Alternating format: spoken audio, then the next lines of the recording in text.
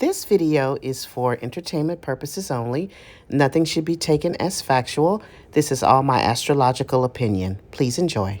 Hey everybody, this is Sonia with Melanin Goddess Life. Welcome back to my channel and welcome back to another celebrity reading. Yes, today we're about to do another celebrity reading. This is where we dive into our favorite celebrities, influencers, social media folks, reality TV. We dive into their astrological makeup and I talk about what I see that they could be currently experiencing or coming up for them. So today's celebrity reading is going to be on a popular reality star. Now, she was a part of a franchise, one of the original cast members of several years ago of a very popular reality show franchise. And it ultimately branched off to different extensions in different cities around the U.S. I like her. She is one of the more interesting cast members. She has had a lot of different experiences, some really, really good highs in her life and some challenging experiences in her life. And we saw them play out on television. She keeps herself relevant. I think she has one of the best bodies as far as taking care of herself with regards to her body that I've seen on anyone in a very, very long time.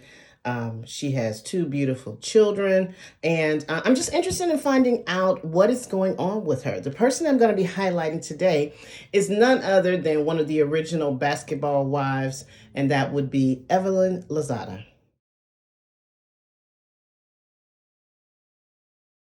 Okay, so we're talking about Evelyn Lozada today. Don't know what's been going on with her. She's been relatively quiet.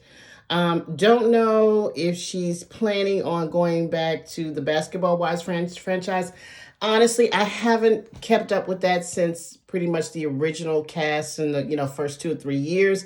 So I'm really interested in knowing what's going on with her these days. I don't know about her love life. She's been kind of quiet. And looking at her chart, it kind of explains why she's been quiet.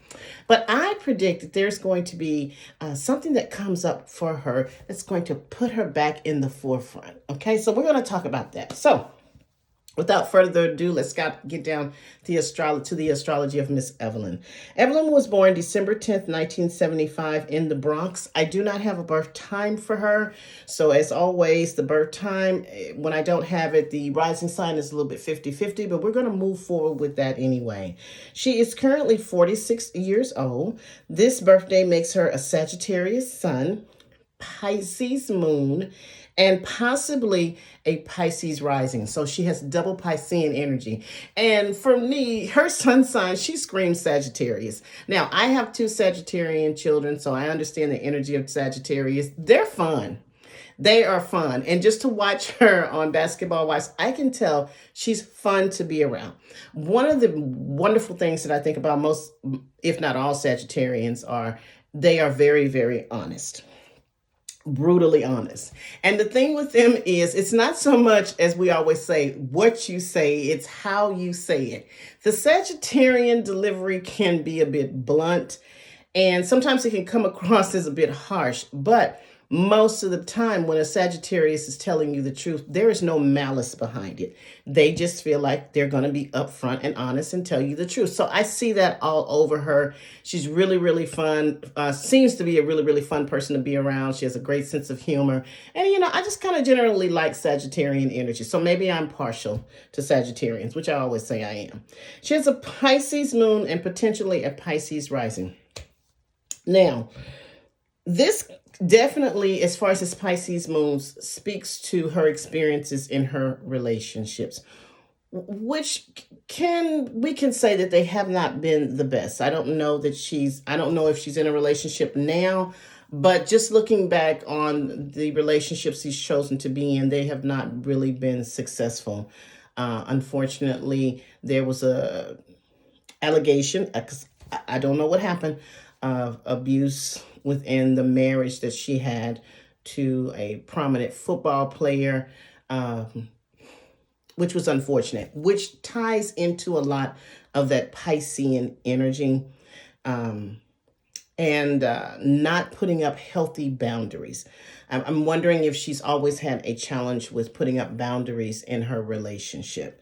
So, we're going to talk about that. I don't want to speak too much about that, but definitely how she moves in relationships, specifically with romantic relationships, definitely ties into her Piscean energy. Okay. Now, of course, I did the relationship activity calculation for her. This is my secret formula that I use to calculate the age in which I feel like someone should come into relationship energy. And it's going to be based on 4 scenarios. One would be if Evelyn is currently single, not romantically connected to anyone. This would be the age in which someone will walk into her life for the possibility of a long-term committed relationship. Scenario number 2 would be if she's in a relationship and the relationship is going well. This would be the energy around putting permanence on the relationship, and this could definitely look like possibly moving in together, maybe getting engaged or getting married, or making some long-term committed exclusive commitment to each other. Scenario number 3 would be if she's in a relationship and it's not going well. This could bring challenges in the relationship with the possibility of a breakup. And scenario number 4 would be this would be the energy around Evelyn getting really serious about what she wants in a relationship, how she wants her relationship to look, what she wants in a partner, and most importantly, working on herself and how she shows up in relationships. The age in which I came up with that I feel like something should transform, shift, or change within her romantic life is the age of 48. Okay? Now, I came up with 48, but there's something else that is going on in her energy that I feel like there is the potential that she's going to have a shift a little bit earlier than that, possibly between now and the age of 47. So we're looking at now 46-ish, 47, 48. So definitely, and I'm going to explain to you why I feel like something could transpire for her next year in a very impactful way around her love life. So first things first, we're going to talk about her Jupiter.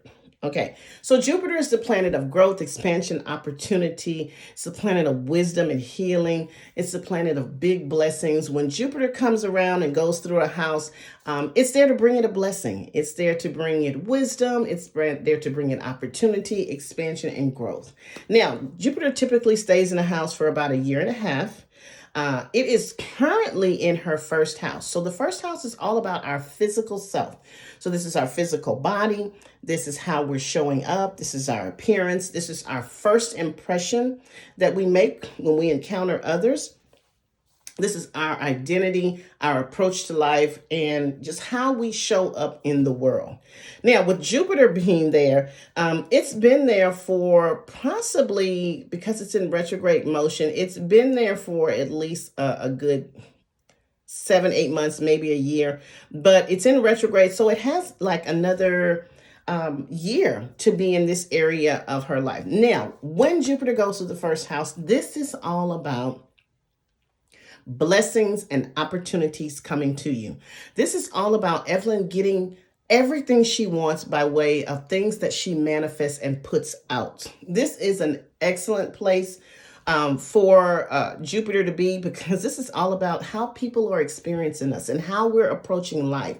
And this is going to be in a very optimistic type energy for her. And I hope she's starting to feel, or has gotten to that energy, that feeling like life has lightened up.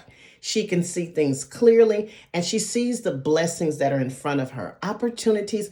And this is an energy that draws people to us. So this is an energy of people coming into our lives, wanting to assist us, want us to bring opportunities, want to open doors for us, wanting to just engage with us and be around that really positive energy that she's exuding. I'm super excited about this because this definitely brings a lot of blessings her way. Now, One of the things that it can do is, because it's the planet of expansion and it is in the first house of our physical body, this is going to be energy around having to be really diligent about our body expanding, because Jupiter in the first house, as it's transiting, can have you putting on weight. Okay, so she has to be very mindful of that over this next year, about the expansion and the growth of her physical body. But again, this is great for her pursuing her personal goals and things just coming to her just in a divine way and just out of the blue, and her really not having to work hard for all these blessings that are coming into her life. So I want her to definitely lean in and embrace that energy. She's going to have it there for another year or so. And I'm just really, really optimistic about that for her. Now, she is also she has Neptune in the first house. Now, Neptune's energy is a little bit different. Now, it's not going to be the energy of Jupiter. Neptune is the planet of dreams, fantasy, compassion, makeup, film. It's also the planet of idealizing things, seeing things the way we want them to be as opposed to what they truly are. And sometimes it's the planet of confusion and delusion. Neptune transits a house, it takes about 14 years. So again, when we have these slower moving planets, we don't feel the energy as prominent as our faster moving planets like Mercury or Venus or even Jupiter. But when the slow moving planets are going through, they're there to transform us. So the process is a little bit more subtle, but nonetheless, it's very, very impactful. It takes about 14 years for Neptune to transit a house. This energy's been there for a few years, but it has several more years to go with her. And what Neptune can do in the first house, sometimes it can make us second guess who we are. It can put a bit of self-doubt around us. It could make us really question who we are and what we stand for, and just a lot of confusion about how we're showing up in the world. So she may go through over the next several years, or has been going through, feeling like, I don't know myself. I'm trying to figure out who I am. And one of the things that I noticed when you have Neptune going through the first house, this will set you up, whereas if you don't identify yourself, if you don't take responsibility or control of your own self-image, people will try to define you based on what they want you to be as opposed to who you are. So people will idealize Evelyn to be something else. This could be, whatever image they have for her in their head, they try to project that onto her. So she has to be very careful over the next few years about taking control of who she is, taking control of her own image, and projecting her own image and defining herself for who she is and not for what the general public or other people or just people around her are trying to define her to be. Sometimes, again, she'll go through these periods of self-doubt and questioning who she is, but she needs to understand that you have to control your own image. If you do not, others will control it for you. Okay. Now, she's also coming up on a Chiron return in a few years. We'll talk about that a little bit later, because that's not going to be something that's going to be like for another 4 years. So I'm not really going to speak on that too much. The next thing we're going to talk about is her Saturn. Now, Saturn is the planet of duty, restriction, hard lessons, rules, regulations, putting down a foundation and doing the hard work. Saturn transits a house for about 2.5 years. So this energy for Evelyn is going to be with her at least for another 1.5 years. Now, it is in the area that we consider the 12th house in astrology. And this is all about our endings, healing, closure. This is where we keep our traumas, our addictions. This is where we keep our self-sabotaging behaviors, our secrets that we keep from other people, secrets that we keep from ourselves, and secrets that people keep from us. This is also the space of confined spaces. So this could look like hospitals, rehab centers, prisons or jail, or even the confinement of our mind and the confinement of our emotions. We hold a lot of our traumas in this house. So when Saturn comes to a house, it is coming there to basically disrupt this area of your life so we can put down a solid foundation. It wants to test this area of your life and see what it is made of. Is it made of substance? Is the foundation solid? Or are there cracks in the foundation? So again, she has about another year and a half of very, very hard psychological, deep internal work. This is where, when Saturn goes to the 12th house, we start to do the work that we don't want to do internally on ourselves. So some of the good things that happen that you could possibly do during this transit is going into therapy, addressing those hurts, those traumas, those things that have held us somewhat hostage or confined us into this space where it's not healthy. So going into therapy is an awesome thing. I hope she is taking that into consideration. And this is a time where, even if you've gone into therapy before, this could be the time that something happened and there's a breakthrough and you really, really get it. But it hurts, because Saturn wants you to dig deep and go in and do the work. So it probably won't be pretty. Saturn is also there to help you with any addictions that you may have. And addictions could be anything. It's not just drugs and alcohol. Addictions can be to gambling, overspending, shopping. We can have addictions to people. We can have food addictions. Whatever these self-sabotaging behaviors or addictions that may be going on in Evelyn's life, this is a great time for her to work through those things and finally release them forever. So this is even though it's a very difficult, it could be a difficult period in her life over the next year and a half. This is a very good energy, because at the end of the day, if you do the work, Saturn wants to reward you. Saturn wants to say, hey, I saw that you really, really dug deep. I saw that you really did the work. I want to reward you with whatever this reward or blessing that can come to her at the end of this process. Now, this is also the space of confined spaces. Again, I talked about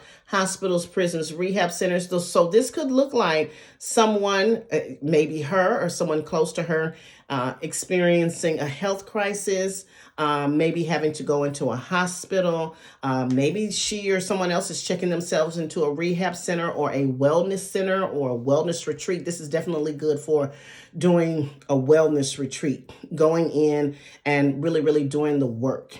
And this is also the space of prisons and jails. I don't know if there's someone near her that's dealing with a legal situation that has the potential of possibly having a prison stay, or this could be someone being released from jail. I don't know how that plays out with her. It may not play out at all, but those are the things that definitely could come up. But doing the work behind the scenes. And one of the things that I know with Saturn, this will make you want to go into seclusion. And this is probably why I really haven't seen a lot of her on social media.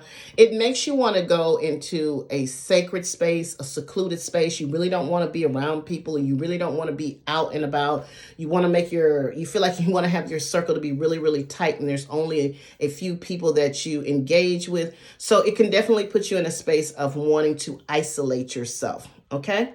So that's what's going on in that area of her life. She's got some activity in her 11th house of friends, groups and organizations that she's a part of, outreach, humanitarian type work, how we present to the world and how we reach the masses, the collective, not just the individual.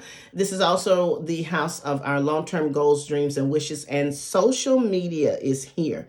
Now, she has Pluto, another slow-moving planet. Pluto takes about 14 years to go through a house. Slow-moving, subtle, but very transformative. So what this looks like is she's got about 7 more years of this energy. This definitely looks like, and it's at a critical point, so it should start to kick up, and it's actually gone out of retrograde. So she should be seeing some or feeling some change in this area of her life. This is transformation around your friendships, whether that means you reviewing the people that you have around you that you call friends, evaluating whether these friend groups still connect with you. Are you guys still on the same page? Have you grown out of these friendships, or have these friendships changed in some way? Maybe they've grown closer.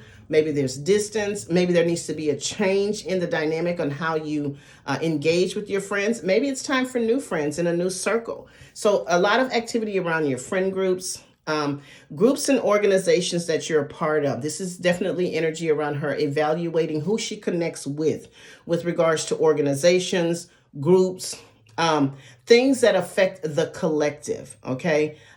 So we're not just talking about your small circle. We're talking about the world and what impact and what can you give and share with the world.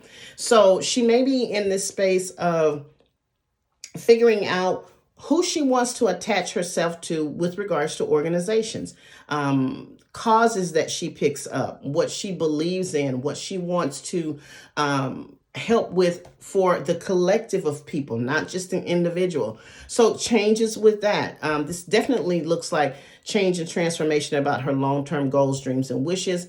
A lot of times when we have Plutonian activity going on, our long-term goals change in a very transformative way. Things that we've connected with and said that they were important to us somehow are no longer important because we're transforming and we're changing, and our goals are changing, and what we want for ourselves is changing.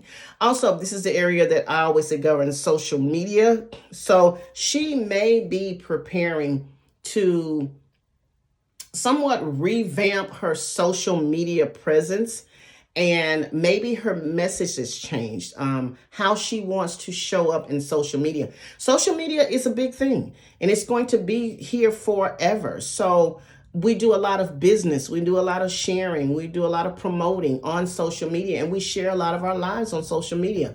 So she's probably coming into a space of revamping her social media presence and what she's known for and how she is received, in the social media world. So, but a lot of activity, transformation around friendships and organizations, and her presence on social media, and identifying with her long-term goals, dreams, and wishes. Okay. Now let's talk about money, because there is some activity with regards to her money house that she probably needs to address. Okay, so we're going to be looking at the second and the eighth house. The second house in astrology is how we earn our money. This is how we go about it, whether it's through a job, through our business, but it's how we earn our money. The second house is also the area that governs our work ethic, our daily routines, our self-worth and values, and our material possessions. Across the street from there, opposite that, is the eighth house. This is the area that governs other people's money. So this is not the money that you earn from what you do as a job or whatever your craft is. This is the wealth, and this is the resources and money that you garner through another person or through another entity. This is resources that come for you. Some examples of eighth house is going to be inheritances, taxes, loans, our spouses or our partners' income or resources, child support, settlements, insurance settlements, anything that we garner through someone else and not from our own fruition or our own effort. This is also the house of sex and intimacy. Okay, so let's talk about this second house first, because she's two energies that are going on in there that can somewhat pose a challenge or unpredictability to her earned income and how she earns her money. She has the North Node there, and she has the planet Uranus. So Uranus is a planet of unexpected changes, unpredictability. It's the planet of reform, revolution, doing things differently. But one of the things that about Uranus is expect the unexpected. It's one of those planets you really can't define what the energy is going to be like, because it's such an unpredictable energy. And it's in her money house and how she earns her money. Now, Uranus typically takes about 7 years to transit a house.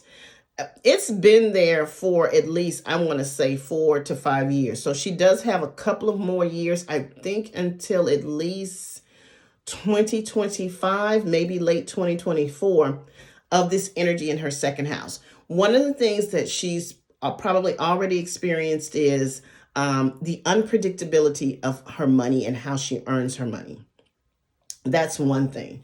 Secondly, is this is an energy around Evelyn getting creative on how she earns her money, doing things that are a little bit different than the normal way we earn money. So, her doing things to earn money that have a creative twist to it, or people never really thought that you could make money from doing this. But more importantly, this is unpredictability and unexpected opportunities, because opportunities can come her way to earn money in an innovative type way. And a lot of times with Uranus and earning money, this goes back to earning money on a social media platform, on a public platform, putting things out there with technology based type ideas. So I don't know if she's launching maybe something around, I guess, an online business. Maybe she's doing a podcast.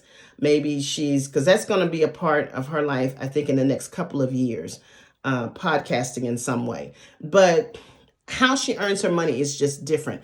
But most importantly, I need her to understand that just always prepare for the unexpected when it comes to her money and it being very sporadic. Now, the reason I say that is because she has the North Node in her second house. And the North Node is defined by, it's the node of destiny. This is where we're going. This is where we want to be. This is our future. So it's in her second house. So this is all about her being very innovative and being very forward thinking in how she earns her money, being very creative in how she earns her money. She just can't go and earn money in a regular job. It just, with this kind of energy, that does not align with how to earn money. It has to be in an innovative sort of way. Now, I'm going to let her figure out how she's going to do that, but she has the energy to make money outside of the box, okay? But always prepare for the unexpected with regards to how she earns her money. And most importantly, when we look across the street at the 8th house, which was, again, other people's money, she has the South Node because it's opposite each other in the 8th house. The South Node is about releasing, about leaving things behind things, releasing things that no longer serve us. When it is going through the 8th house, I need her to prepare that sources of income that she relies on that comes particularly from another person or some type of another entity, another source outside of herself, could definitely be leaving her over this next year to year and a half. So she needs to plan accordingly. So if she's receiving funds or monies through someone else, be prepared that there could be a situation where those resources are no longer available to you, or those resources change in some way, the dynamics behind them, or maybe the amount that you're receiving. She needs to prepare for the unexpected with regards to her money for the next year to year and a half. Okay? But when it's in this 8th house, this actually may look like her releasing, even though she may have a situation where a source of income that she relies on leaves her, it may not be a bad thing, because maybe this receiving of these resources or these monies was keeping her in some kind of hold where there was control over her. And now, even though the money is leaving and it may put her in a different space financially, it actually is a good thing that she's now no longer tied to or under the control of someone else or someone else's resources. I hope I'm explaining that in a way. It's just kind of like a release. Like, even though I lost it, I still found myself, because I'm no longer being held hostage or held as a slave to this. So I hope I explained that right. Okay. And like I mentioned, this is also the 8th house, is the house of sex and intimacy. So this could definitely be her releasing herself from any unhealthy dynamics with regards to relationships, around sex, around intimacy. The South Node is all about releasing, healing, and releasing. So if she's been in a dynamic, or she's had the experience of being in dynamics of relationships where sex was used as a weapon, or sex was something that was used in an unhealthy way against her or against someone else, her releasing that guilt behind anything that happened with regards to intimate connections with other people, sexual connections with other people, any type of traumas that she may be holding on to with regards to that. This is all about her healing and her releasing that guilt and that doubt and that shame. And I send her healing over that.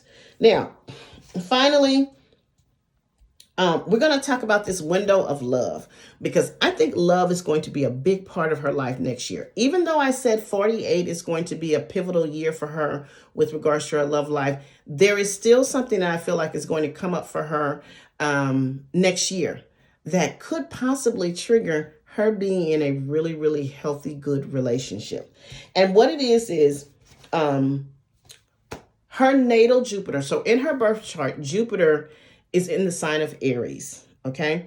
And when we are looking for a woman's husband or significant other or partner, we look for where Jupiter is. And one of the things that happens is she has Jupiter in Aries, and that's in her birth chart.